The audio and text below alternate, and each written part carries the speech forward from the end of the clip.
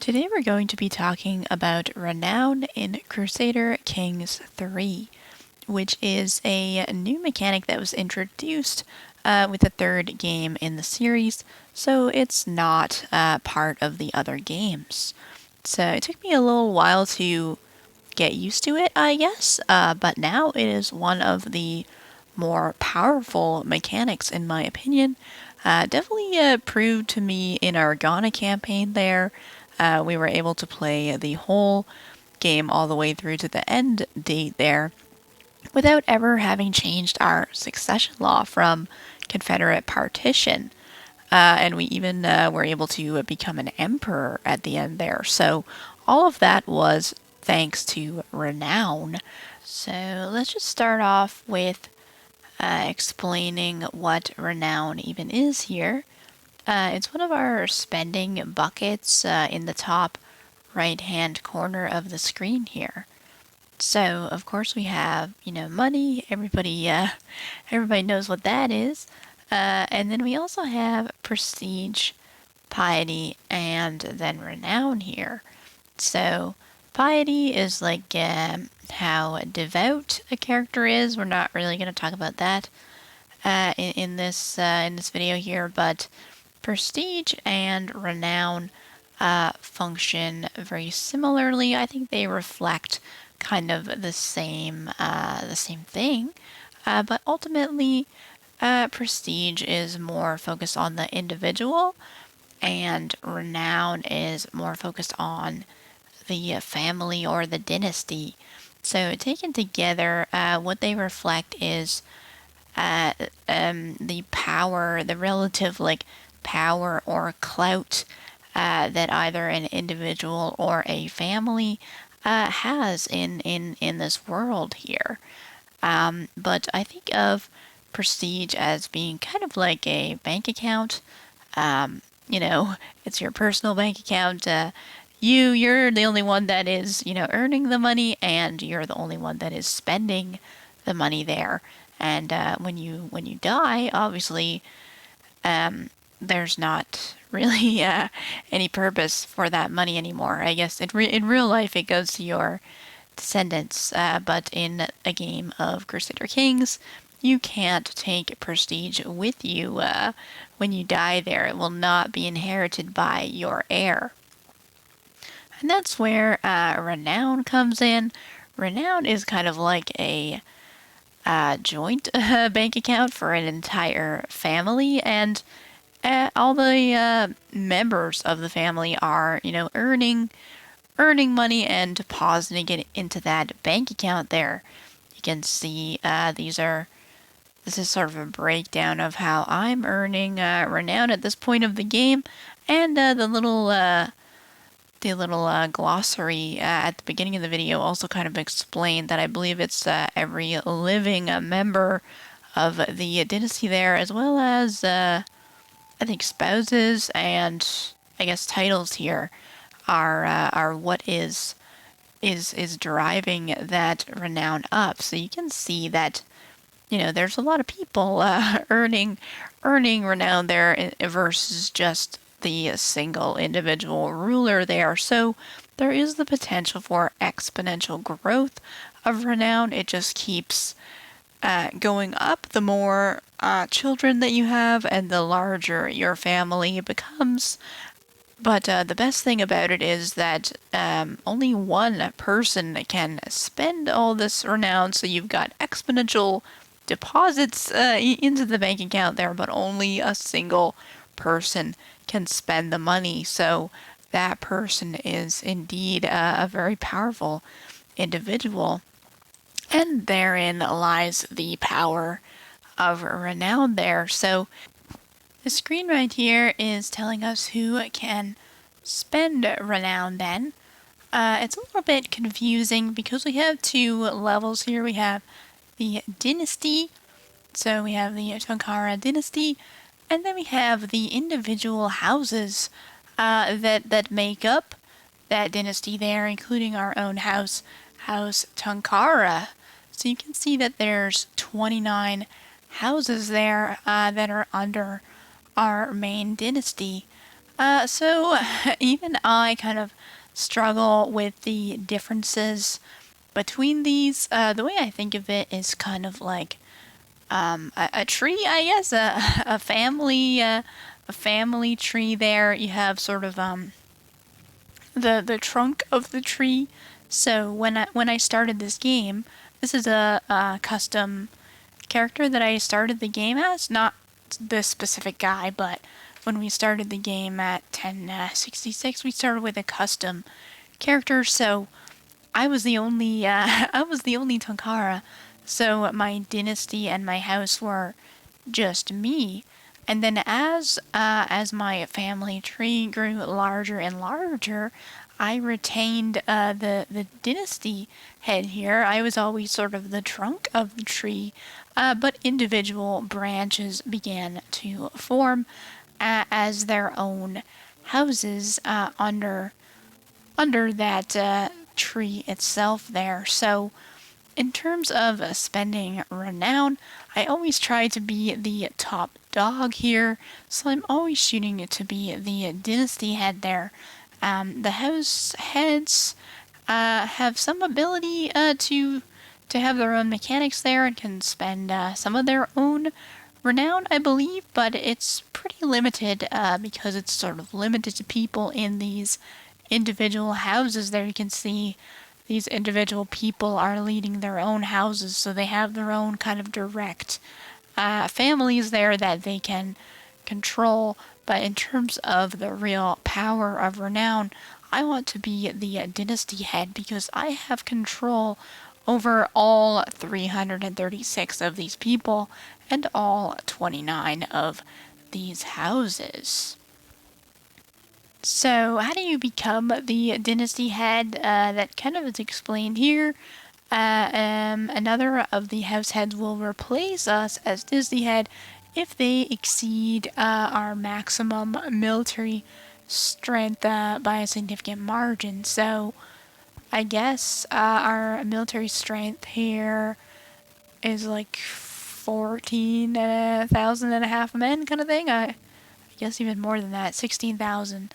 So they would need to exceed, it looks kind of like they have to exceed our strength by half. They have to have about 8,000 more men than us, so like 24,000 men there. But yeah, it is based around a military strength, but this is probably my one beef with this mechanic because it is tied to your military numbers there. Every time you die, it has a tendency to kind of reset the numbers. I think because it is affected by your traits here as well, right? Like the better your military stat there, it increases your levy size. So every time you die and have a new character, your levy sizes recalculate, and you get this notification saying you lost your dynasty head title. And then when you actually press start, it'll refresh, and sometimes it'll say, "Oh, you gained the dynasty head title," and it keeps kind of flip flopping until it sorts itself out there. So succession can be a bit annoying for this mechanic being tied to the military numbers there.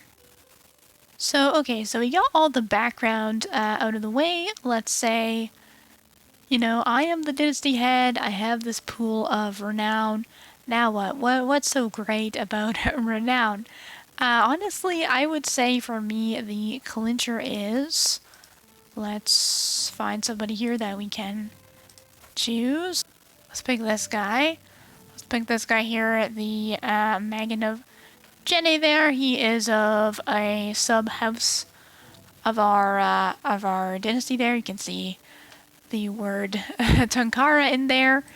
If we click that, it clearly shows that he is of our dynasty. This is actually my brother there. So we can literally right click him and go over here, and it's kind of hidden. Like, it doesn't really tell you that you can do this, but this is my favorite button here, claim title, and it's got that tree there that kind of designates it as being a dynastic option there. It even kind of said in the tooltip there, Dynasty Head interaction. Claim a title held by this guy for yourself. So yes, literally, as a dynasty head, we have the power over all 336 members of our family, all 29 of these houses. We can literally right-click these people, click claim title, and just literally even pick any of their titles here, and press this button, claim title. It will cost some renown there, but when we press claim title, it will give us a claim here. So let me just do it there. Claimed title. I got an unpressed claim on the kingdom of Jene. So he's not so happy with us.